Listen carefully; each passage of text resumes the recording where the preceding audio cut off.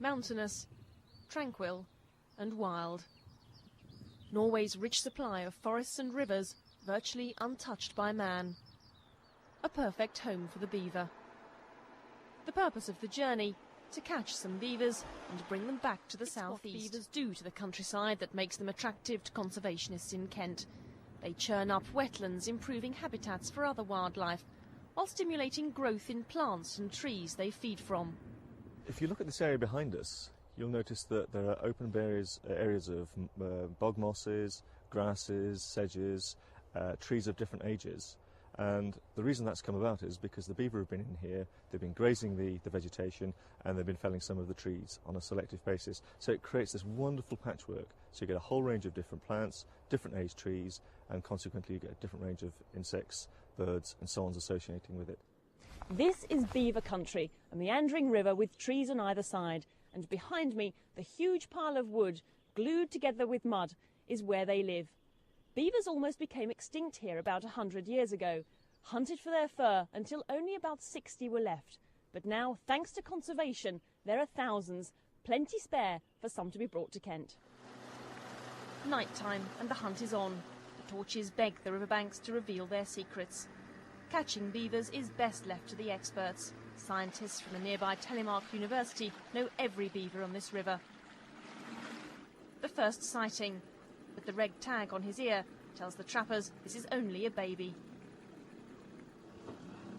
In the net, he has a quick health check. We are just looking for adults, and this was a young one, so we had to release that one. We trapped that beaver 2 years ago, and it was a kid, so we have to look for another one. And so it's back into the cover of darkness, which will soon yield its first beaver, destined for Kent.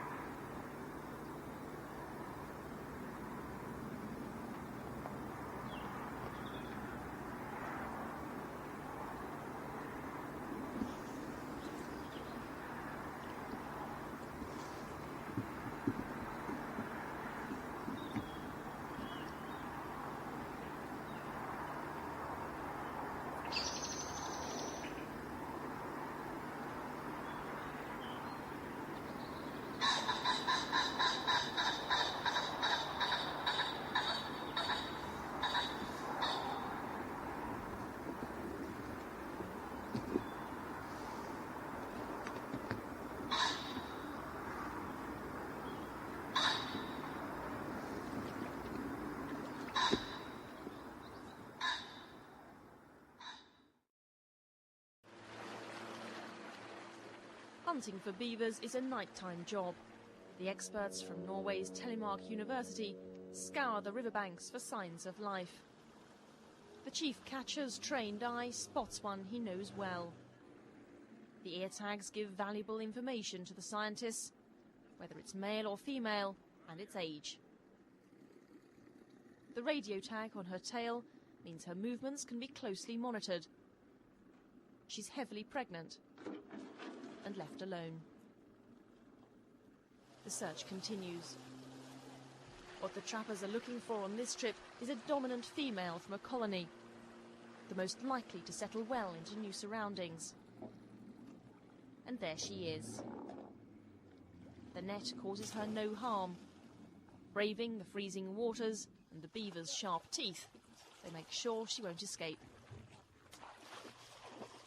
On the riverbank, putting her into a sack allows much closer inspection.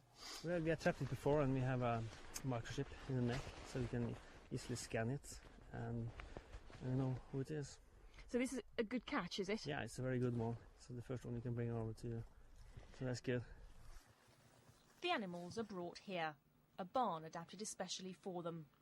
Beavers are monogamous. Each has been caught together with its mate, and they're settling in well. Eating is a good sign. This is a rare chance to see just how they strip the bark from branches. Well, all the beavers have been caught now. This is a pair of them behind me. The others are in pairs in pens going along there, and you can hear one of them gnawing at some wood now. But these are the very ones that are going to be flown back into Kent. Catching the beavers again is left as late as possible. Each one has a microchip which is scanned. They then have a health check, and samples are taken to formally determine male or female. This is a female. It's very thick and grey. In their crates, it's essential the pairs again are kept together. The beavers will face a drive through the night to Oslo, a flight and then another drive to quarantine. How they bear up won't be known for some hours yet.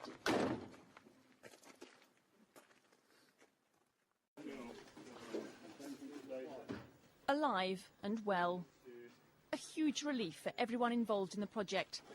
And no doubt for the beavers too, who are emerging from the crates in which they've spent the past 12 hours. A necessary discomfort for the journey all the way from Norway, where they were caught. Crate after crate a success story. The animals inside, eager for freedom. But that will have to wait.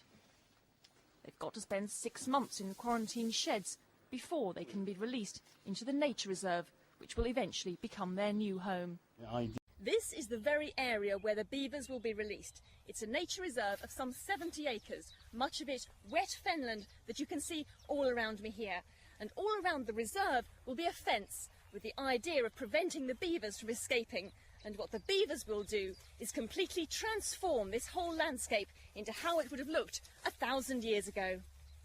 Here there are several associated plants and animals which are very rare, and they need this particular stage of fen, and you have to keep managing it in some form to keep it like that. And but it would be better if it was managed by a beaver than by ourselves. The management job for the beavers is to eat through the reeds to create water channels. It's something for them to look forward to. But in the meantime, one of the beaver pairs has a more important task to do: bring up a baby. The mother, when she arrived in Kent, unbeknown to her captors, was expecting. These exclusive pictures are when it was just a week old. Mother and baby are doing fine.